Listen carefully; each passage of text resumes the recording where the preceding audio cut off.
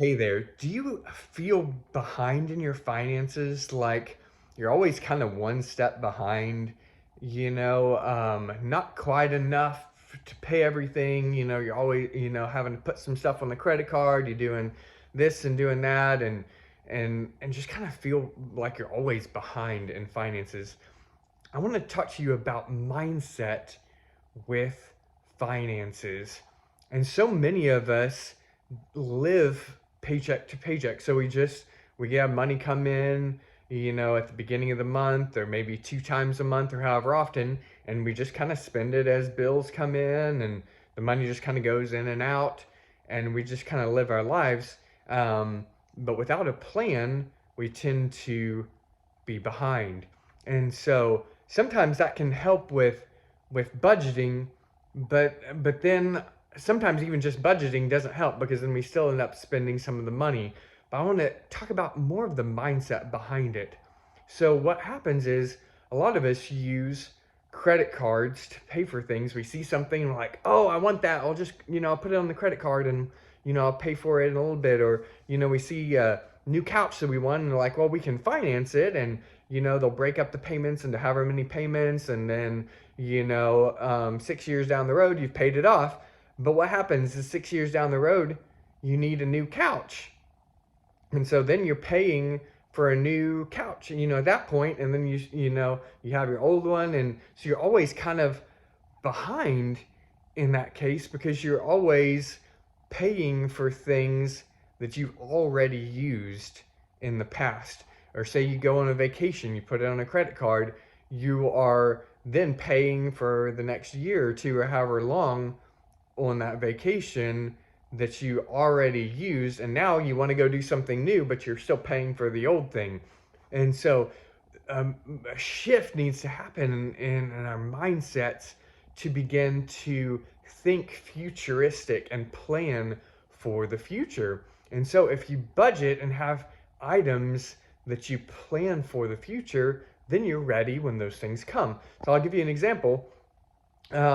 Vacation, we begin to budget money towards vacation. I'm not great at this. I'm still learning. But I remember a couple years ago, we had been putting, I don't know, like $100 a month or something into vacation. It wasn't a lot, but it was kind of what we could do.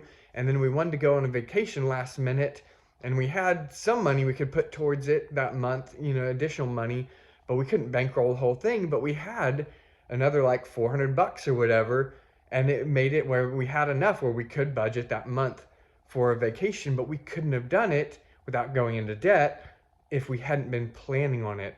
Another thought would be for Christmas. A lot of times Christmas comes around and you're like, "Oh, I got to buy Jimmy a present and Joe a present and Aunt Bertha a present," and all of a sudden, you have $3,000 down the pipe that you didn't plan for, you didn't have, and it's on the credit card, and then you're paying for it the next 3 years, while you're buying for the next things that you're paying for, and so it's always behind.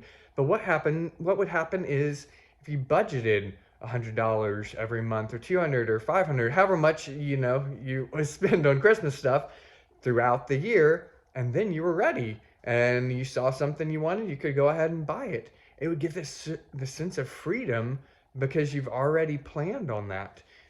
Same thing with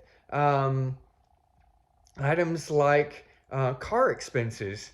If you budget monthly for car expenses and then you don't use it all up, you continue to budget the next month and then budget the next month. Eventually, you could have a couple few thousand or however much ready for car expenses when they come around, and then you aren't back paying, you aren't behind because you have the money. You're just like, "Here you go, I'll pay for it." And then you keep building up the budget again. And so it provides a whole level of freedom when you can think futuristically instead of behind.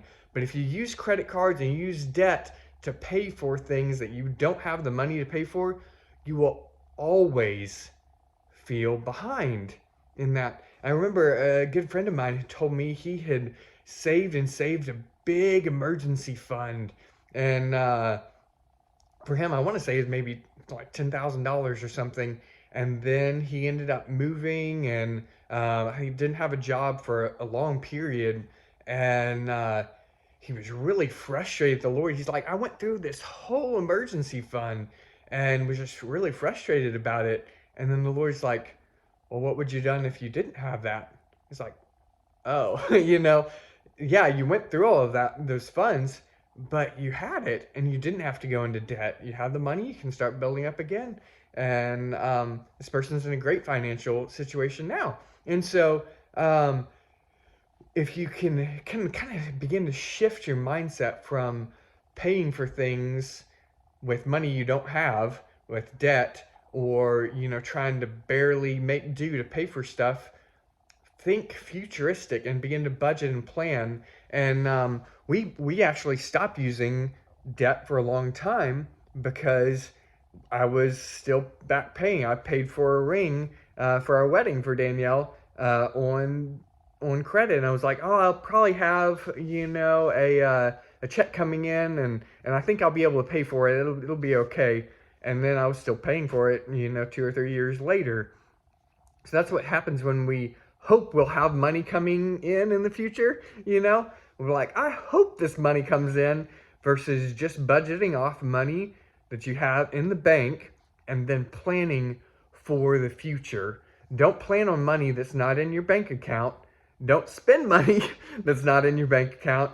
And then you'll have a whole level of financial freedom, ability to be generous and free with your money and not be back paying on stuff. So I hope that helps. I'll be coming with some more financial tips and stuff for you. But think future, not behind.